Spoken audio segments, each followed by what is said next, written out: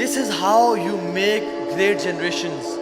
This is how you inculcate greatness in people. And wherever there is greatness, there is a mother or a father behind it. لیکن ہم لوگ unfortunately اس کو بھول چکے ہیں.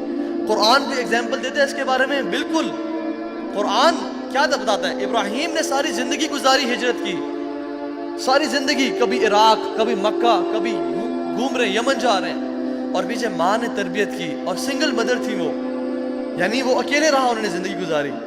اور تربیت کرنے کے بعد جب ابراہیم آتے ہیں اور کہتے ہیں اسماعیل سے, اپنے بیٹے سے, کہ انی اذبحک فانظر ماذا تری, میں نے خواب میں دیکھا میں تجھے ذبح کر رہا ہوں, what do you suggest, what do you say؟ قال یا ابتی افعل ما تؤمر ستجدونی ان شاء اللہ من الصابرین. اے ابا جی, کرد بیٹھے جو گزرے آپ نے دیکھا, آپ مجھے صبر کرنے والوں میں سے پائیں گے. یہ ماں کی تربیت تھی. باپ نبی ہے لیکن دور ہے, تو ماں نے تربیت کیسی کی؟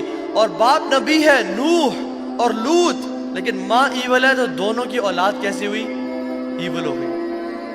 جب نوح علیہ السلام نے کہا کہ بیٹا آ جاؤ, چڑھ جاؤ کشتی پہ, اس نے کہا نہیں نہیں, میں اللہ کی پنشمنٹ کو ریزسٹ کروں گا, میں پہاڑی پہ چڑھ جاؤں گا. انہ عمل غیر صالح, یہ وہ لوگ تھے جن کا عمل صالح نہیں تھا. کیوں؟ کیونکہ باپ لیکن نبی ہے, لیکن ماں کا کردار دیکھیں. ماں اگر ایول ہو تو اولاد بھی کیسی ہوتی ہے, چاہے باپ نبی کیوں نہ ہو. سو اٹ از ٹائم کہ ہم بڑی جنریشن ریز کریں. And of you know what, ہماری یوتھ آج کیسی ہے. Those days are long gone جب ہم سوچتے تھے کہ ہمارا بچہ گھر سے باہر نکلے گا, ڈرگ ایڈکٹس کے ساتھ بیٹھے گا تو خراب ہوگا, برے لوگوں کے پاس بیٹھے گا تو خراب ہوگا. وہ تو ہے ہی ہے. Now the sins have become so prevalent, they are one click away. When you have phone in your house, you don't need evil friends. When you have phone in your pocket and your bedrooms, you don't need evil friends.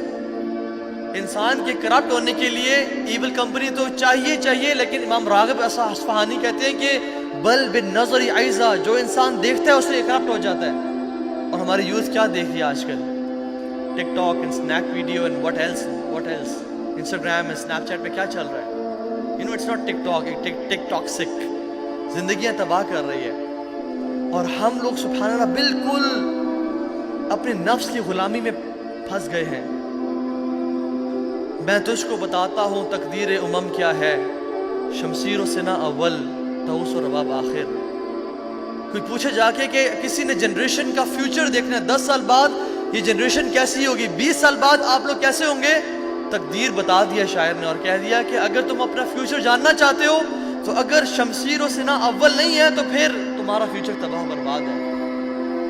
اور ہم لوگ کھالے پیلے جیلے کو اور نفس کی ماننے کو انڈیپینڈنس سمجھ کے بیٹھ گئے کہ جو میرا دل چاہ رہا ہے میں کروں, یہ انڈیپینڈنس ہے, یہ آزادی ہے. واللہ یہ آزادی نہیں ہے. اور ہمیں بمبارڈ کیا جا رہا ہے سلوگنز کے کھالے پیلے جیلے, نفس کی مان, من کی مان, وائی ناٹ میری جان. یہ چل رہا ہے ہمارے ہاں. اور یہ سسٹمیٹک ڈیسنسٹائزیشن اتنی ہو گئی ہے کہ یہ ہمیں سلوگنز برے نہیں لگتے, اور ہم کہتے ہیں ہاں یار اسٹارٹ تو وہی ہے جو اپنے نفس کی خواہش پوری کرے, جو دل چاہ رہا ہے وہ کر ڈالے. اصل تو کامیاب انسان وہی ہے.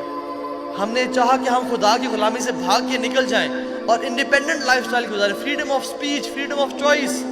لیکن ہوا کیا کہ ہم اپنے نفس اور شیطان کی غلامی میں آ کے پھنس گئے. And that's why you see there so much depression and anxiety, اور انسان بیزاری کی طرف جا رہا ہے. اور یاد رکھیں ہر عشق کی انتہا بیزاری ہے, سوائے اس محبت کی جو اللہ اور اس کے نبی سے کی جائے.